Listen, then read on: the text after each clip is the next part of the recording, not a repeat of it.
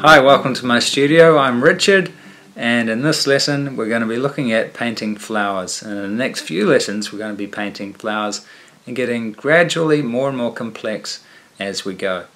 So here's one of finished behind me here, but we're not going to start out that complicated. We're going to start out nice and simple with a single yellow rose.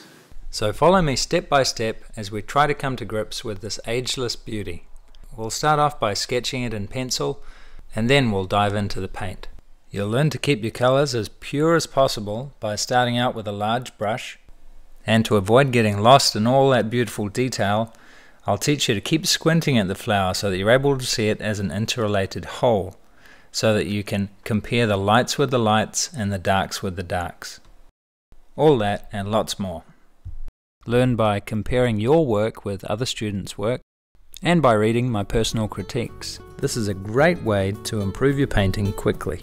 You'll find that my method of painting is very fast and fluid, but the way I teach is nice and slow. So you'll find it a joy to paint quickly and confidently, following this lesson step by step, just like thousands of my students are all over the world.